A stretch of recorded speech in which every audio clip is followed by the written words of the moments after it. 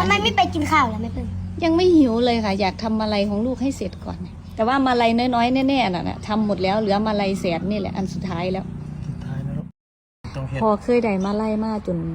หลักล้านก็ได้มาแล้ว แต่ว่าไม่ตื่นเต้นเท่าสำลูกได้ ตื่นเต้นแห้งเห็นน้องพอผู้แม่เพิ่งเปิดใจขณะที่ทำมาลัยให้กับลูกสาวธิดาลาวพอเคยได้มาลัยแสนมาลัยล้านแต่ก็บ่เคยดีใจซ้ำกับลูกสาวธิดาลาวได้มาลัยแสน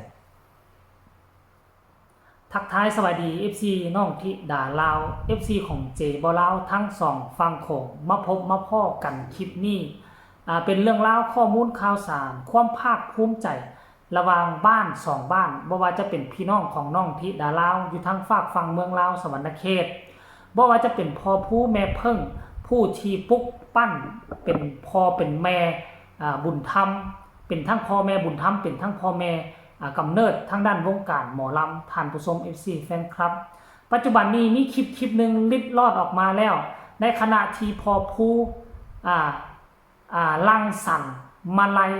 แสนให้กับลูกสาวธิดาลาวท่านผู้ชม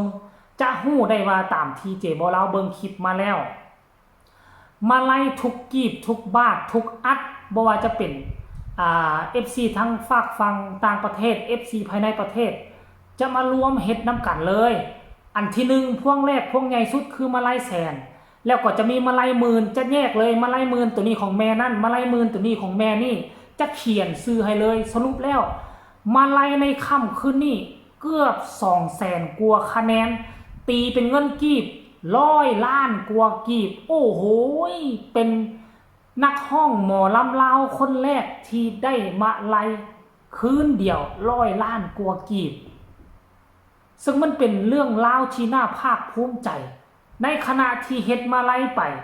ทั้งพ่อกับแม่ก็น้ำตายิงป้อไป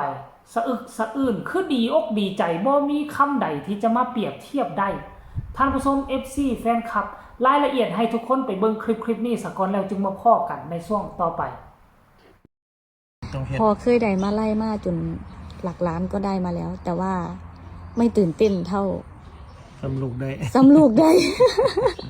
ตื่นเต้นแห้งเห็นน้องธิดาลาวได้มาลัยมันเป็นความภูมิใจของพ่อของแม่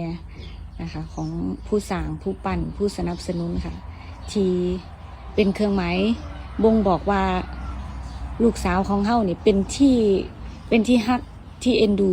ของพ่อแม่นะคะที่ฮักแพงจึงเกิดเป็นมาลัยนี้ขึ้นมาค่ะใส่กันหนาๆเจ้าของมาลัยพูเขามาแน่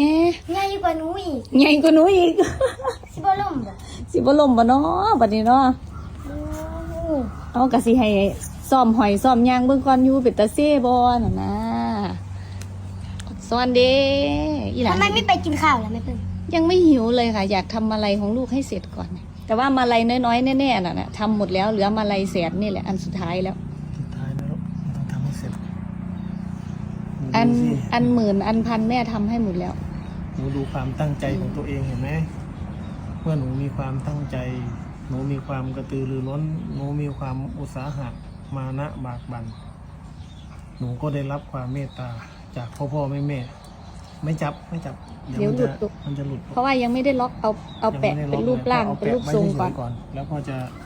ทำให้มันสวยเอาสวยเท่าที่พ่อทำได้แหละสิบ่หล่นตู่บ่เนาะมาไล่มื้อนี้เฮ็ดจังได๋เนาะไม่เป็นไร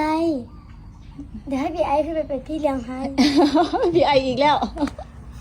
ขอบคุณพ่อแม่หน่อยอีเราก็ขอบคุณพ่อแม่หลายๆด้วยค่ะที่เมตตาเอ็นดูจะขยายความเลยที่รู้ขอบคุณเพราะอีหยังเพราะว่าเพิ่นเป็นอีหยังคือจังขอบคุณเพิ่นเพราะเพิ่นเมตตาค่ะเพราะว่าเพิ่นเมตตาอีหลาก็เป็นผู้มีพระคุณซึ่งหยังก่อนครับคุณลุงชัยพรคุณลุงชัยพรแม่จอยคุณลุงเบลเยียมใช่ค่ะลุงปัญญาด้วยโอ้ขอบคุณนะคะให้กำลังใจอีหลาว่าสันว่าที่ซอยงานวัดละคั่ง ก็เลยมอบมาไล่มาให้คนละ 1,000 บาทค่ะแล้วก็พี่บุญพี่น้อยจาก USA ด้วยค่ะ แล้วก็เอ่อคุณแม่ไขจาก USA ด้วย ขอบคุณค่ะ ค่ะหลายๆท่านด้วยนะคะที่หมอเขามาที่บ่ได้เอ้ยซื้อกะอย่าว่ากันเด้อห้ามบัดเทื่อเอ้ยบ่ครบค่ะที่มาเป็นกำลังแรงใจให้อีหลาหน่อยของเฮานะคะ ถือว่าเป็นครั้งแรกในชีวิตเลยไหมที่เห็นเงินแสนเนี่ย ครั้งแรกในชีวิตค่ะ ปกติเห็นตั้งแต่เงินลอยเงินเศร้าค่ะอยู่เฮือนบางมือก็คือบ่เห็นเงินเลยนะคะแต่นี่เป็นครั้งแรกของน้องที่ดาลาวนะคะที่ได้สัมผัสเงินแสนรวมไปถึงครอบครัวทางโพนยานางพร้อมนะคะนี่ถือว่าเป็นครั้งแรกเลยนะคะต้องขอบคุณพ่อแม่ลุงป้าจากทางเมืองไทยเมืองลาว แล้วก็ต่างประเทศ ต่างประเทศทางยุโรปทางอเมริกาพร้อมแล้วก็ที่สำคัญเลยก็คือพี่น้องจาก USA ค่ะ เห็นแล้วบอกทุกคน FC แฟนคลับ ได้ฟังจากปากแล้วบอกแม่เพิ่งก็เว้าว่าที่ผ่านมานี่พอผู้ศรีวิไลเคยเจอแต่คนอื่นเฮ็ดมาไล่ไปคล้องให้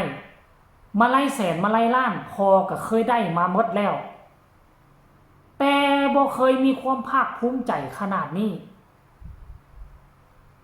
นี่เพิ่นว่าน่ะเว้าไปแล้วก็อมยิ้มไปลูกสาวก็นั่งอยู่ทั้งหน้าหั่นให้กำลังใจพ่อกับแม่ผู้ที่สร้างสรรค์มาลัยให้ และค่ำคืนนี้เต็มคอแน่นอนท่านผู้ชมเต็มคอแน่นอนเฉพาะมาลัยแสนก็ยังว่าใหญ่แล้วมาเจอละมาลัยหมื่นอีก 2-3 พวงอีกบวกใส่กันอีลุงตุงนางอยู่เทิงเวที 100% งานนี้ต้องมีตัวซวยต้องมอบให้คนใดคนหนึ่งเด้อบ่แม่นเอ้ยปรารถนาก็ให้เอ้ยไอเด้อในขณะที่ลูกสาวขึ้นห้องทำการแสดงคนเดียวต้องมีให้ผู้หนึ่งยืนประกบนะ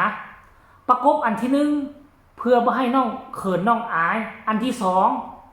เพื่อความปลอดภัยช่วงที่ FC แฟนคลับอาจจะเอามาไล่ติดมือไปให้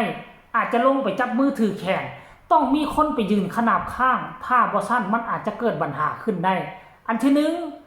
FC แฟนคลับหักแห้งแพงหลายจะดึงกระชากจะยิกจะกอดได้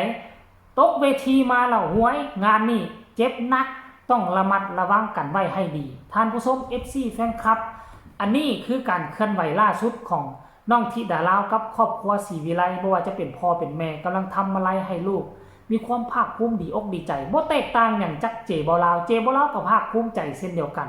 ในฐานะที่เป็นคนลาวนํกันเนาะฝากทุกคนกดไลค์กดแชร์กดติดตามเอาไว้แน่เพื่อจะบ่พลาดคลิปดีๆแบบนี้ตลอดไปพบกันใหม่ในคลิปหน้าสำหรับคลิปนี้ขอกล่าวคำว่าสบายดี